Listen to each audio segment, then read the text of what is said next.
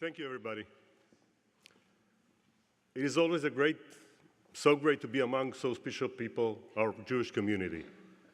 For me, standing here in front of you this evening, it is a reminder of where I come from and of my destiny. I feel humbled. I will always remember that day in Lebanon, lying in the ground, in the dirt, covered with blood, thinking my life is over. Here I am, a 20-year-old soldier, in the prime of my life, ready to welcome death. In combat, you feel like you're a participant in a movie. Everything happens around you, the firing, the noise of heavy machines, the blasts. You know people get hurt, but it doesn't sink in.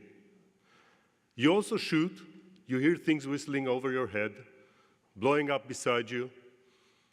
You understand it's your friends, but it doesn't sink in. This entire time, you don't think about anything.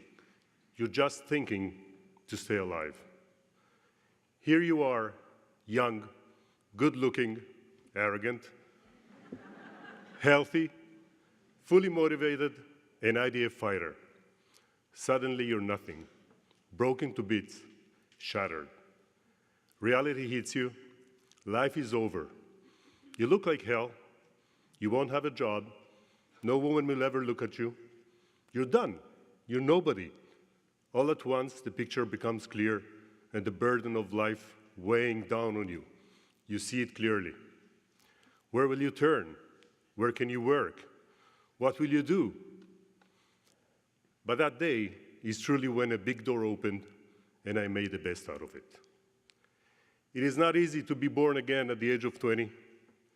One place was always there for me, and that is Bet HaLochem in Tel Aviv, which is the IDF Veterans Rehab and Sports Center. It is still my home for swimming till today. I remember getting the first gold medal. It was in Seoul, in swimming, of course, in the backstroke. When my head hit the surface, I could hear the roar of the crowd. There were 9,000 spectators that day at the pool. The noise suddenly hit me. I can still feel it today, believe me. I looked up to see the mark WR, world record, with my name next to it on the scoreboard. I won the gold. Nothing beats that.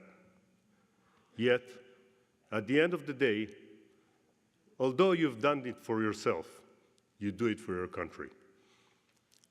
As a son of Holocaust survivors who fled to Israel in the late 40s, left to Canada in the 50s, and made Aliyah again in the 60s, I am very proud to stand here in front of you as a symbol of Zionism. Thank you.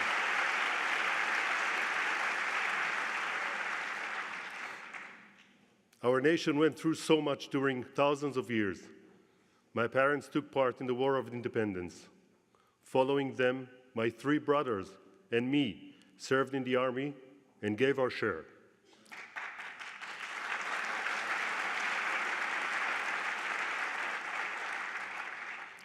We all had sons who still need to fight.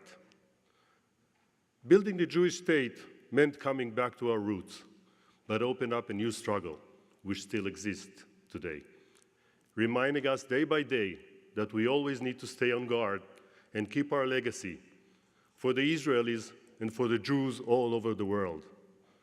At the same time, reaching out to our neighbors, striving for a long-lasting peace. Who is a hero? What makes one a hero? No person gets up in the morning and just decides to be one. My motto is, never be sorry for the past. It doesn't mean I need to forget it.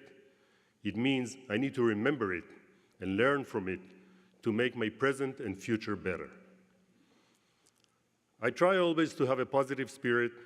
I am facing my challenges with strength and leadership.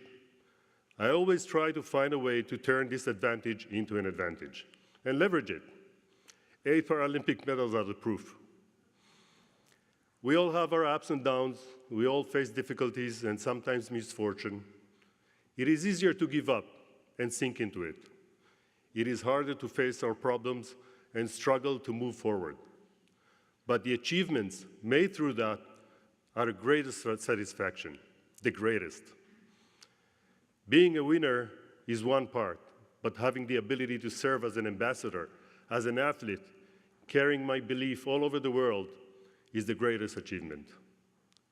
A year ago, I published my book, and now I'm in the process of translating it to English by the name of Single-Handed.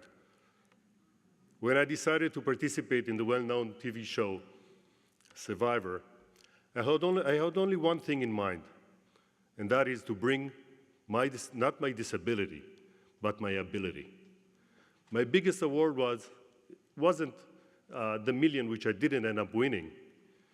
It was the appreciation I see in the eyes of so many children and adults. I am thousands of miles away from home, but still I feel at home.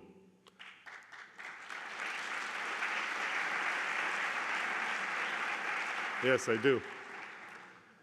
Knowing I'm surrounded with family, a big family. As you all know, families stick together when we need each other. I know that as a nation, we can always be sure of having a better future if we stay together, despite our disagreements, holding out our hand for peace, while always holding a gun in the other, because no one else will do that for us.